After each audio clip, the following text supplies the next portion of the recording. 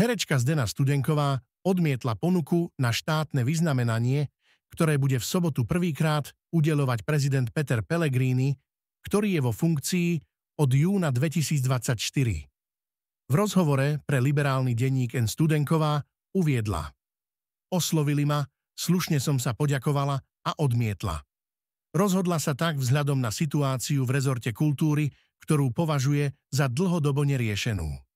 Nemám potrebu prevziať toto ocenenie v situácii, v akej sa momentálne nachádza kultúra na Slovensku, dodala. Keby to bolo za iných okolností, nemala by som s tým problém. Považovala by som to za česť, ale vzhľadom na to, čo sa deje v kultúre, som to urobiť nemohla, povedala. Podľa nej sa vyostrenou situáciou nikto nezaoberá a len sa pritvrdzuje. Zoznam ocenených zatiaľ nie je známy, no podľa informácií herečka medzi nimi figurovať nebude.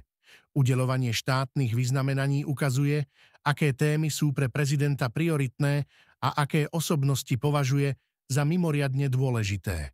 Kultúra je od začiatku vládnutia pod zásadnými zmenami. SNS sa snaží znížiť vplyv mimovládok a upraviť financovanie na viac transparentné pre verejnosť. Viacerým liberálom sa to však nepáči a vyjadrujú svoj protest proti tomu. Budeme radi, ak sa zapojíte do diskusie v komentároch a vyjadríte svoj názor.